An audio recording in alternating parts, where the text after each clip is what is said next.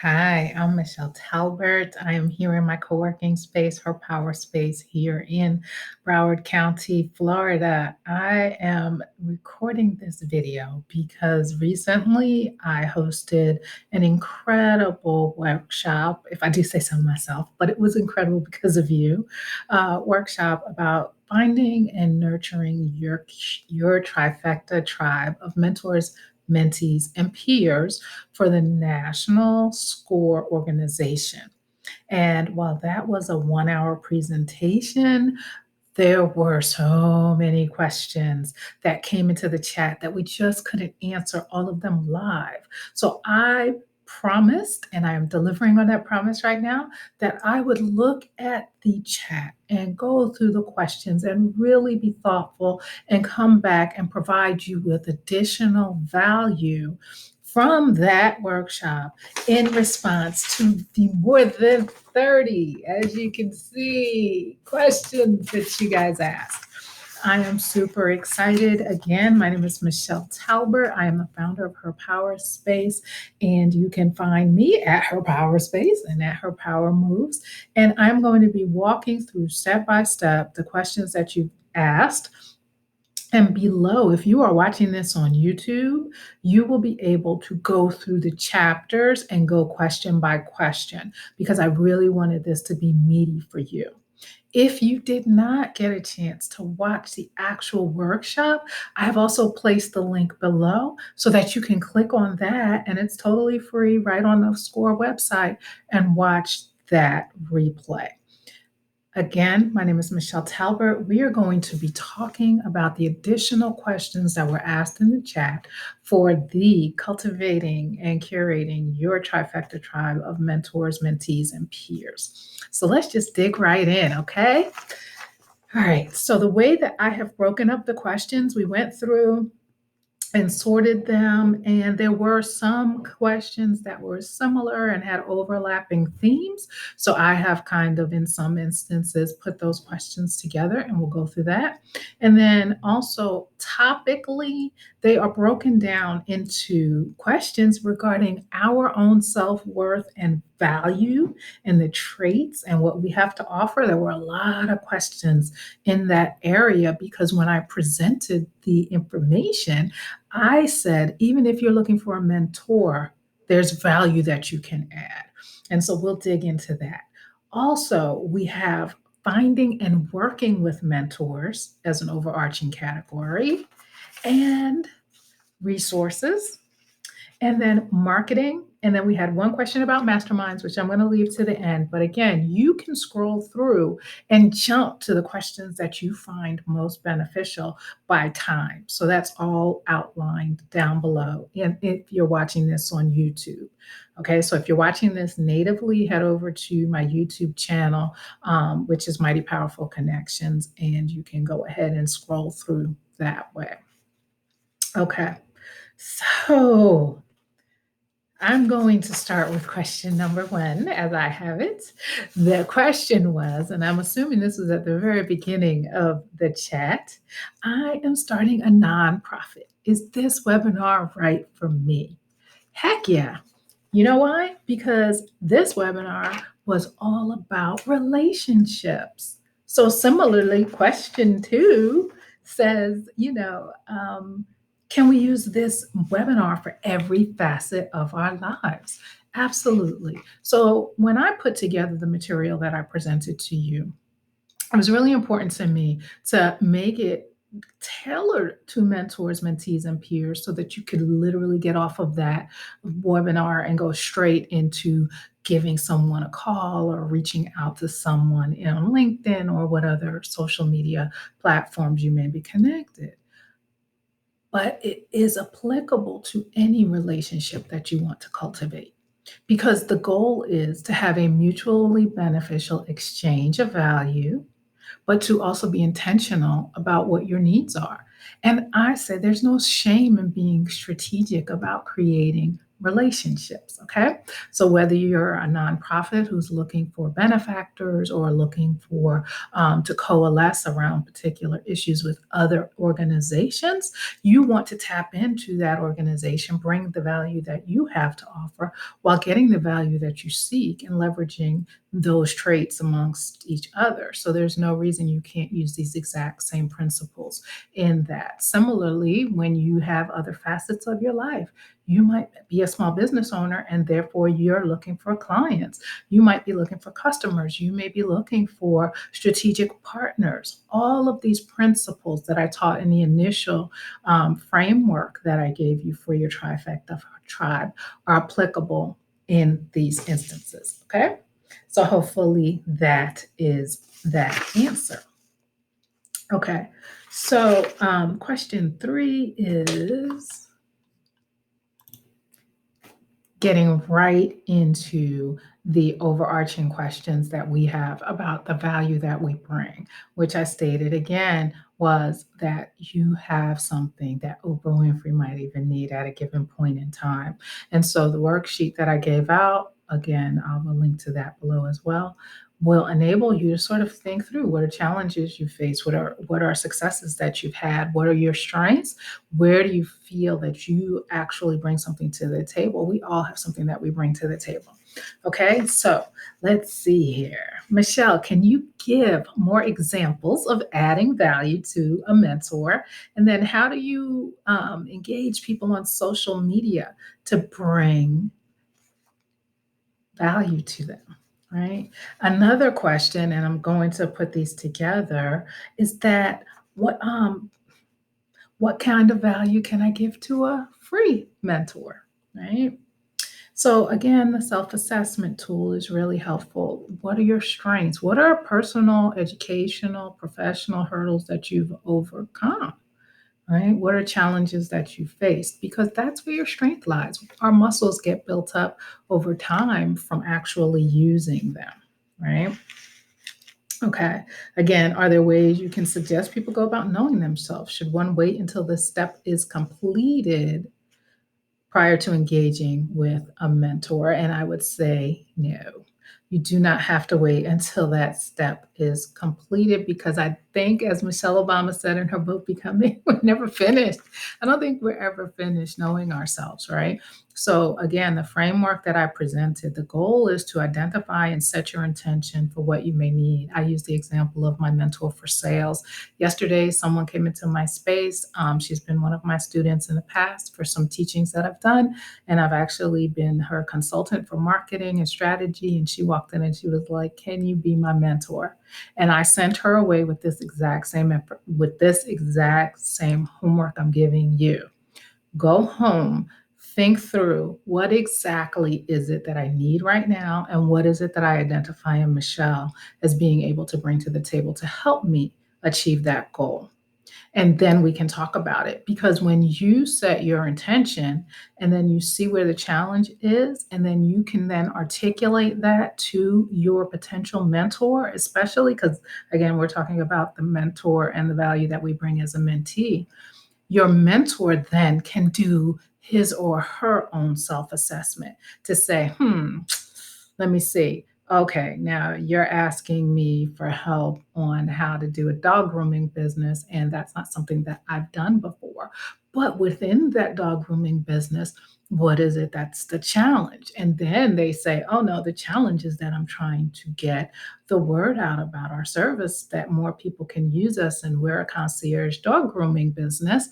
Then I can say, okay, well, I'm not familiar with dog grooming, but I do know how to get the word out about your business and to do certain tactics and strategies to put in place to help your business excel. So, do you see how that works? We're not focusing necessarily industry specific. And there's actually a question about that here that I'm going to turn to later as well. But what we are focused on is exactly what our need is, right? And that way the mentor can do their own self-evaluation and let you know whether or not that they're able to help you. Okay, I think that's really important. Okay. In the video, I share some tips. There were questions about, are there any other examples for introverts to use, right? And I would have to say that one of the things that are really helpful for introverts is to plan your activities so that you can feel calmer in the interaction. And then also to just, if you feel that uncomfortable, just disclose I'm an introvert, right? I'm stepping outside of my comfort zone and taking ownership of that piece of yourself and then pushing through it. And that will also garner some respect from the person with whom you're speaking, right? Okay. Can you get additional ways to add value on social media is to share really good information, to share and to enable people to get to know you through your posts, to allow them to see that you do have expertise and value that you bring to the table. Again, when you're putting together your thoughts about what you need, you're also thinking about what you already have. It's a self assessment, right? So when you're doing your social media posts that are going out one to many, then you can think through what's the value. Am I curating content that's within my zone of genius as well that I might have an opinion about? And then what you can do is also share it on a one-to-one with folks. Now, not in a way that's swarmy or is like salesy, but more so in it how you may be adding value. For instance, I saw someone sent to me a post recently. I post a lot about women, women's empowerment. I post funny memes, things like that, right? So I've had people share with me in my inbox funny memes, right? Because they know that's something that I post and that my community enjoys consuming. So that lets me know they've been following what I've been posting. Right. So, similarly with you, if you're positioning yourself either in that regard that lets them know that you've been watching what they're doing, but also that positions you as an expert and having expertise. You can say, hey, I came across this post and I thought of you. I know that you're interested in dog grooming business, and here's another dog grooming business that's going gangbusters in Kalamazoo or something like that. Do you see? So you're posting out one to many, but then also if there are particular people who you've identified who you want to curate a relationship with and develop a relationship with, then you can reach out to them and just add value, right? And see what they say if they respond to that.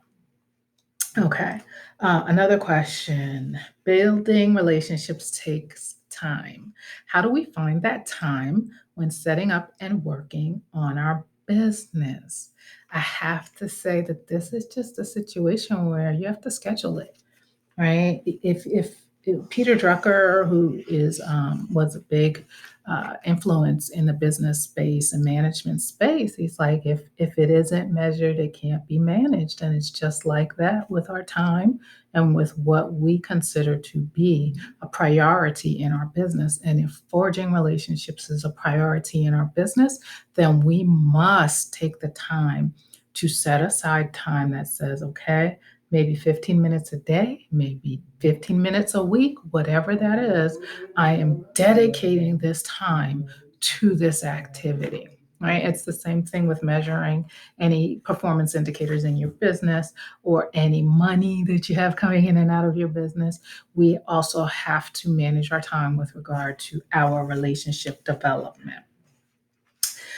Getting specific is sometimes difficult for me because I feel so many things. It's hard to choose. Any suggestions for honing in on that? And I love that question because, of course, we are multi passionate multipreneurs, right? So, one thing I say is set your priorities. What matters most to you? Make a list. Is it that you're focused on earning potential right now? Right? What are you focused on right now that's the most important to you? Put it all down. Don't even edit yourself. Create that list. And then once you create that list, then say, well, what about these activities are most turning me on or making me happy or making me excited or have the ability to bring in maybe a short-term income and I'm looking for a big bang in a short period of time. What is it that I believe will achieve the goal that I've set? In other words, if you're looking for something that that suits your spirit right now. You may want to identify a hobby versus a business opportunity, right? But you won't know that until you've decided what it is that you value. Are you trying to get additional income streams? If you're trying to get additional income streams, what is it that, of all the things that you like, might bring that quicker dollar without as much upfront capital, right? So do that, work on that one thing, set some milestones, set some goals that you can know whether or not it's getting you closer to what you've now set as your intention. And then you can evaluate. Give it 6 months, 9 months, 12 months, whatever that looks like for your time horizon and makes sense for you for what you're setting as your goals. So the way, again, just to whittle it down, because this comes up a lot. People are like, I'm multi-passionate. I want to do all the things, right? And we can do all the things just one at a time after each one has been successful, or we've decided to abandon it because it's not meeting the goals that we've set, right? And I can't give you specifics on what, how long you should measure something, et cetera. That has to come from you and working with mentors and peers, right? So just to clarify, what I'm saying is of all the things that you're interested in doing, list them out. Then figure out, well, why do I want to do this next thing right now? Is it income stream? Is it for fun? Is it to meet more people, right? Because it could be line dancing, and that's one of the things that you want to do. It's not always about a dollar. It's often about our spirit as well and our soul and making us happy. So now you take that list and put that against your goals. And then from there, you say, okay, now what are some milestone markers that I can know whether or not I'm achieving the attention that I've set? And then start to work it out. Okay, great. All right. I got cold feet and let that fear interfere with a business startup. I am asked to volunteer as a mentor or in similar roles as my business. How do I keep boundaries and respect my protege? How do I put aside my fears and see the needs of my protege? And so here I kind of have in parentheses is an imposter syndrome issue, right? Because often what we perceive as our own shortcomings, others see as our strengths, which is why I say do the self assessment, especially, right? I would have to say one of the things, and I'll share a link to this video. In short, I actually shared an opportunity some years back in my community of women to write for Chicken Soup for the Soul. And I, at the same time, also submitted to write for Chicken Soup for the Soul for that exact same opportunity. And what ended up happening was that one of the women in my community who I'd shared the opportunity with and saw the opportunity that I shared got a slot in the Chicken Soup for the Soul book, and I did not. And I had to come to terms with my feelings about that. And so I dropped that video below. You can click on that depending on where you're watching this. And so that you can see that story that I tell and sort of, when we are asked to lead and someone either excels past us or gets an opportunity that maybe we wanted, we really do have to deal with our own crud to be able to show up and pour into them in a way that's pure. But the first step to that is acknowledging that we have something that we feel a shortcoming about, or that we have something that we feel has been a slight, or that we have some negative feelings and ill will. Okay, so hopefully that answers your question there.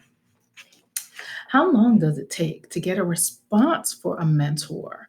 My co founder and I have been trying, but not getting responses.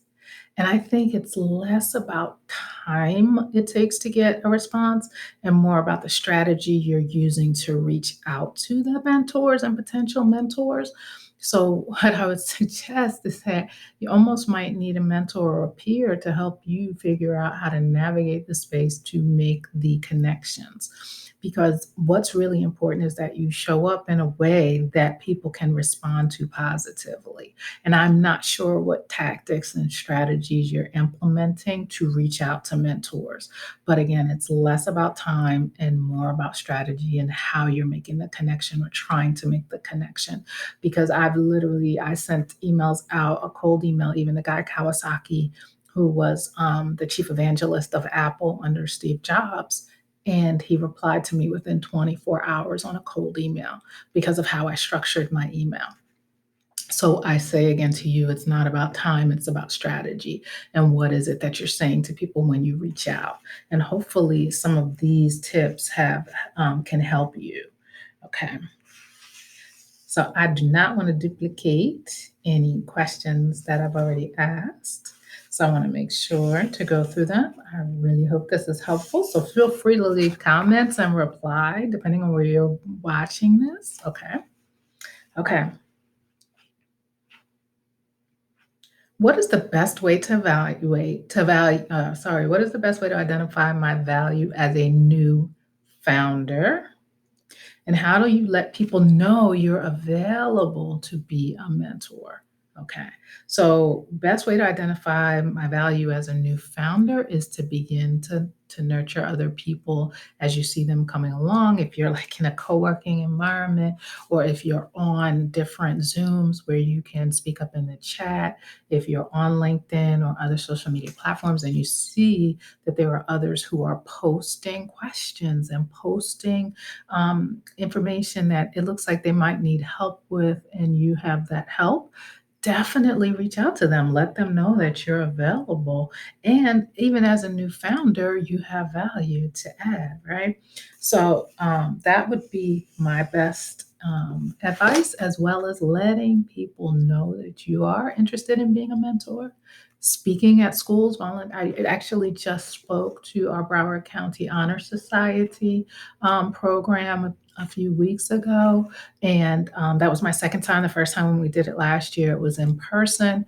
They every year have sort of like a retreat, and all of the students, the top students from around the county, come in for different types of training and workshops. And I was a speaker for that. And the woman who puts that together found me on LinkedIn. So, just really showing up and again, adding value, that one to many value that I was mentioning by posting information that's helpful. Okay. Would you agree? I meant to ask this, mention this in question two. So just to say again, this is regarding relationships with all. Someone asked, would you agree that this would fit with desired clients? And so nonprofits, clients, customers, all types of relationships in every facet of your life, for sure. Okay, so those were the questions where we were looking at what kind of traits do I have that I bring to the table? How can I best show up? How can I best show that I have value to add? Okay. I would also say that when you're adding value, things like speaking at your local chamber of commerce, doing calls to action that say, hey, at the end of all of your talks, I'm available. Here's my contact information. If you watched the original webinar, I said, I love to connect with people. Feel free to reach out. And I've had some really great conversations with some of you who actually were live on that or watched the replay and then went ahead and set up your call on my calendar link. Okay, so let me see if there are any. I'm going to just pause this for a second just because I want to make sure that I wrap up everything under self-worth, value, and traits. Okay, I am back. Now, the next chapter is finding and working with mentors. Okay. And so our questions are going to fall under those categories. Okay. How do you identify the right mentor? Personality, skills, background, experience, religion, beliefs. And I do believe that I did answer this in the original SCORE presentation. So this may be a question that was asked before I got before this person before I got to it. Sorry. And so one of the things that I talk about, and you can go back and watch that, is when it comes to, I mention it under the peer relationship, but it really applies to mentors, mentees, and peers and all relationships. And that is a values alignment, right? So yeah, my belief and your belief in terms of religion or things of that nature, depending on my beliefs, may not be that important to me, that they're different. However, it could be that I feel really strongly that you are someone who has a different belief, a non-faith based belief, or a social justice bent, or if you are totally opposed to me, or me to you, I just think that it would make it a difficult relationship. But that's a self assessment issue, right? So, how important are those matters to you? Because how important is it that they be discussed as part of your conversations? And so those are all part and parcel of the relationship development phase.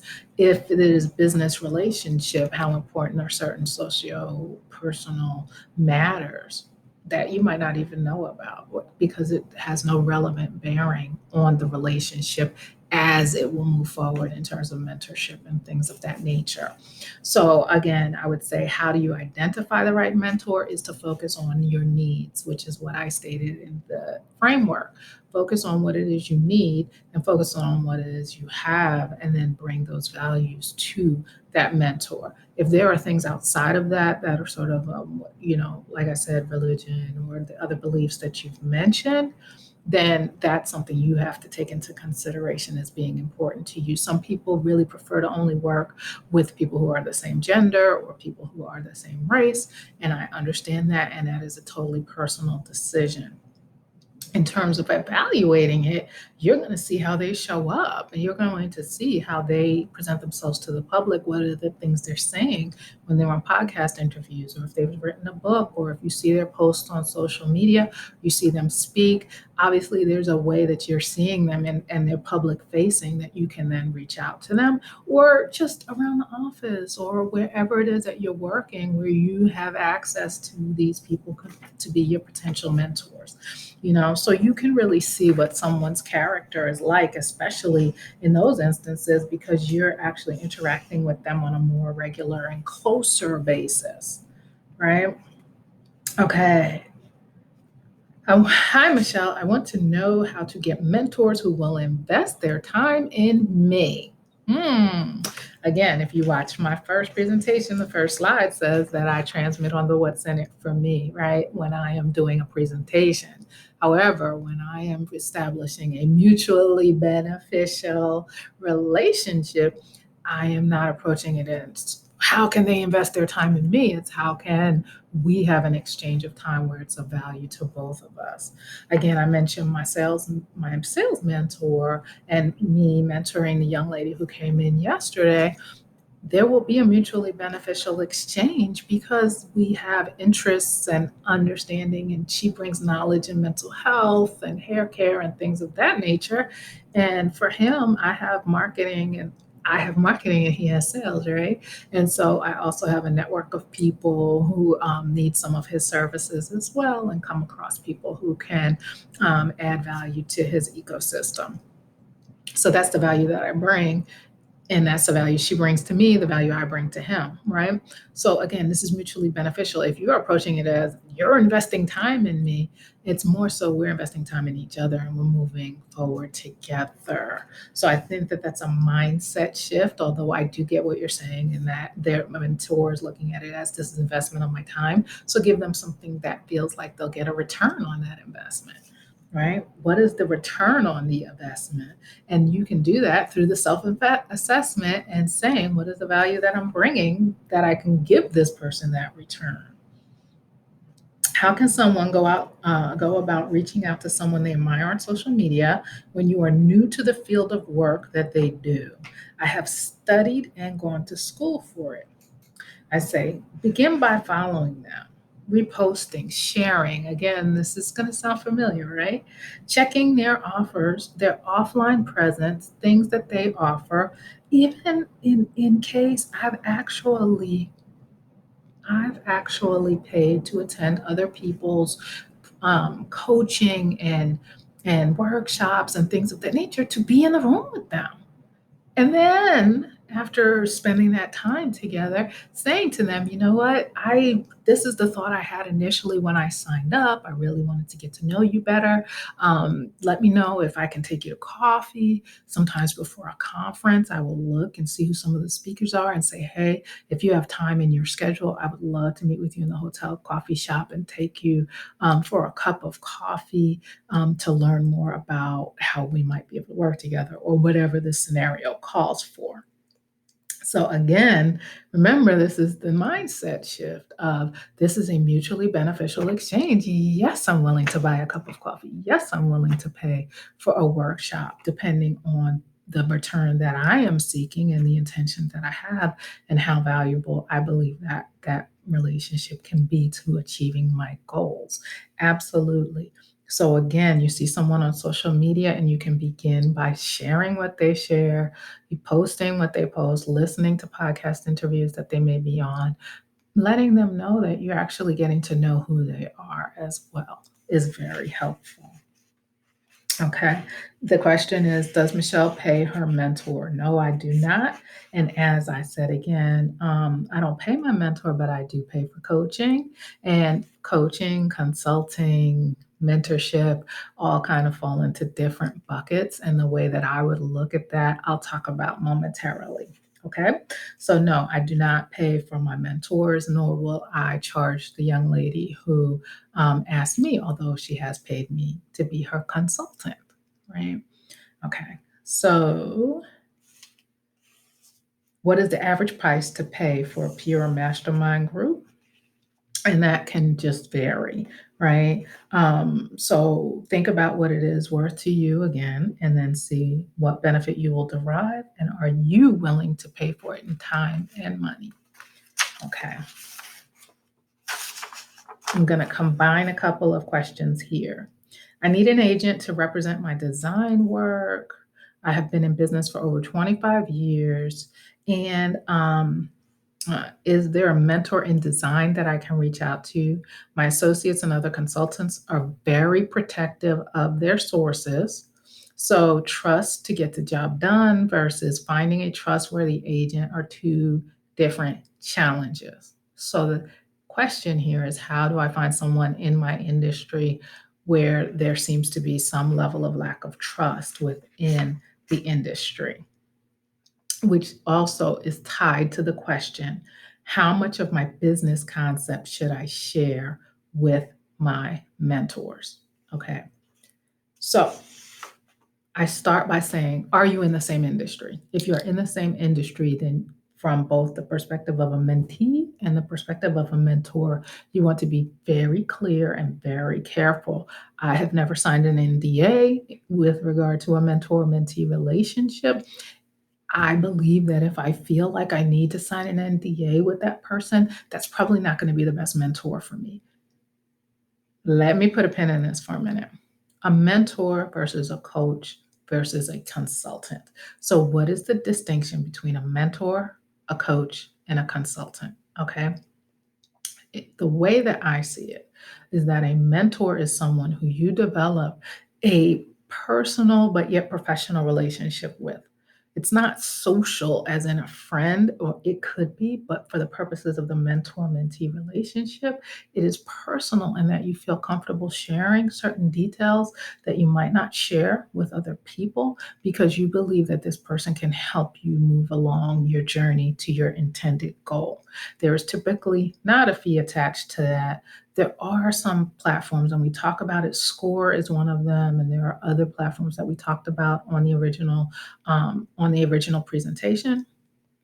You can tap into those folks for free, and there are some that are paid. But the bottom line relationship of a mentor and a mentee is someone who has walked in those shoes ahead of you for whatever purpose or topic it is, right? They may be your industry, they may not be. The bottom line is they have walked in your shoes and they're able to look back and say, here are some ways to avoid the missteps that I took. A coach, The way I look at that is even with the sports analogy, this may be someone who may or may not have been in your field and can walk in your shoes, but they come from the outside and they're seeing things from a perspective of how you can level up and how you can be challenged. And while a mentor does that, they're more so walking you along a particular path to get to an outcome. A coach is often helping you get better in one particular area or more. Right. And while they can get you to a level of success and in the same way a mentor can, typically with the way I see a coach is number one, they're paid. And number two, they're also helping you from the outside see things that you can't see because you're so in the weeds. Right. And they may not have walked in those steps before, okay, in those shoes. And then finally a consultant, which I think is also very similar, and the distinction that I draw with a consultant is that they're kind of looking at it from the strategy perspective and giving you the nuts and bolts and sort of walking you through. It's a little less fuzzy, but fuzzy as in, warm and fuzzy, but also they're being paid. And those are some of the distinctions that I draw that do kind of overlap in a lot of ways.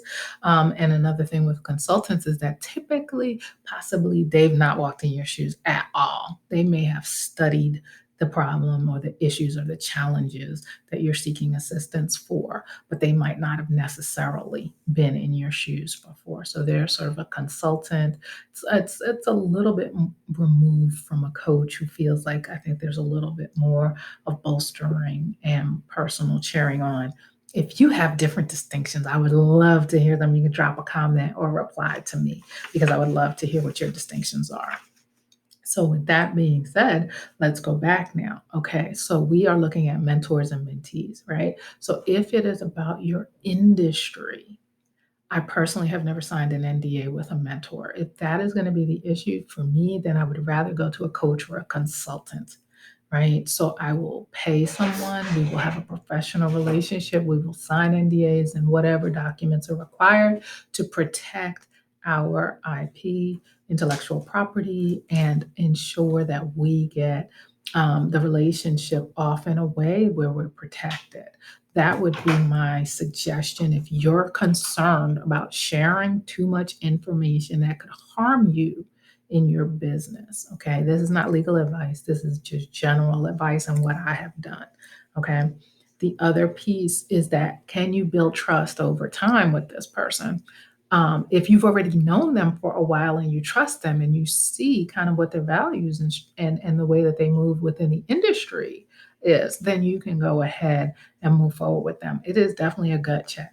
Now, from the other side, where the designer is saying people are very close to the vest, maybe look outside of your industry and look at creative ways to get the information you need from people who don't feel threatened by your presence.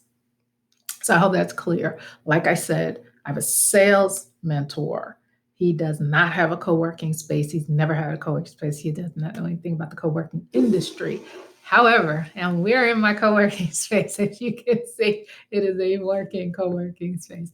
So, however, he is able to help me get sales, right? He knows how to get sales. So he's a logistics business, but he is a master at sales, and I'm great with marketing, but the conversion and the lead gen piece of it, he's awesome with as well, right? So how do we get to the conversion? How do we think about strategic ways to put together products? He's not in my industry. We don't have any competitive issues whatsoever. And so there's very much a free flow of information. So again, he gets me to where I need to be. And yeah, he's not a co-working, but I do have a a coach, right? And I pay her on a monthly basis, and we have a mastermind group and all of that specific for co-working. Do you see the difference? Hopefully you do. Okay. All right. So now that leads into what is a mastermind group, right? That was one of the questions that was asked. And as I just mentioned, I have a mastermind that I'm part of for co working spaces. And so I had to bring these books out. If you've ever heard of Napoleon Hill's Think and Grow Rich, if you're an entrepreneur, 9 times out of 10, someone has mentioned this book to you. Napoleon Hill got money from Andrew Carnegie, and he took a longitudinal study talking to all of the wealthiest people around America back in the 1920s, and came up with these like 19 or 21 principles that he believes all people who attained insane wealth have, right? And so you can go through that book, and the concept of having a mastermind was one of the key concepts. And what that is, in a nutshell, is that multiple people come together and focus all of their brain power, their minds, on one issue for each of the individuals. So if I have an issue that I'm tackling and grappling with on my own, I maybe have 3 or 4 other people. They could be competitors even, and that's what he found, that even competitors would be at the table together, but they had sort of gentlewomen's agreements that they would not use each other's information to their detriment, right? So we bring in 3 other people now, and now we have 4 minds working on my one problem, creating a mastermind focused on this issue. And so when you have a mastermind group, everyone in the group is able to bring, however the rules are structured, able to bring their challenges to the table, and everyone in the group will put their energy, expertise, knowledge, background into solving that challenge and providing assistance. So that's what a mastermind group is. Some are paid, some are free, some are facilitated, some are self-facilitating. So the book Think and Grow Rich spawned Think and Grow Rich for Women, Think and Grow Rich, a Black Choice. I mean, this is a serious, and these books are on my shelf here in my office, and I've had them for years and years. These books are really part of the linchpin of what it is to be an entrepreneur. And that concept of a mastermind comes out of that study. Okay. So a mastermind group, question answered. All right. So our last section, our last chapter is marketing. There was a question about resources, and we answered those live. So again, look at the live video to get more resources. Okay. Marketing. These are the last 2 questions. I'm here to learn how to market. I need to know how to access my market. It's huge, but how do I access it? Much like how I just drew the distinction between mentoring, coaching, and consulting, I too would draw some distinctions between networking and marketing. But I'm glad that these questions came up because, again, it's all about relationship development. Right. So networking I see as, again, this mutually beneficial relationship where there's an exchange of value that is generally typically not economic value in terms of dollars. It's not financial. It's not a financial transaction. It's an exchange. Now with marketing gets you leads, and sales get you paid. And that was said by Sharon Washington, and I do believe it. What that means is that marketing is a way to funnel in potential customers and clients. It is a way that then gets them hopefully closer to making the ultimate sale, and all businesses are based on sales, products or services. So that is the distinction, how I draw it between networking and marketing. Okay. So these questions are about marketing. And again, you can use some of the concepts about how do you show up on social media, how do you add value, but it's also how do you position yourself as an expert? How do you position yourself as a go-to person? How do you position yourself as a place where your potential clients should go to get their needs met from you in exchange for monetary value? Next question, how can I turn my Facebook group into mentee clients? Again, positioning yourself as the expert in a Facebook group, You also want to position yourself as a leader, and you also want to show up for your group. Now, with that, I would say that it's really not mentee clients. I would say this is probably you're looking more at coaching or consulting clients versus mentee clients. Again, by using that word client, I see this as more of a transactional relationship, which would then take us into the realm of a coach or a consultant versus being a mentor. But either way, no matter how you're setting yourself up, if you are in a Facebook group and you want to have people in the group who then are coming to you and paying you for some service that you offer, information or products that help them, then you want to establish that you are an expert and that you have their best interests at heart. You're not just selling into the group, you're adding value for free and saying, okay, but I also have things that I do charge for that can even take you further. Okay. Can you please provide the top 3 activities you did that were game changers for you with building a following and getting known, especially since you worked in government and have pivoted multiple times? One, never stop learning. I am always learning. Someone was in the space last night and he said to me, my God, Michelle, you always have like a podcast or a video or something playing even while I'm doing other things. I never stop learning. And for me, that led me to be open to new experiences in real time, interacting with a broad brush of people. So there are people who, are like, oh my God, Michelle, it was the weirdest thing. I was at some conference in Kalamazoo and I ran into someone and they said they know you.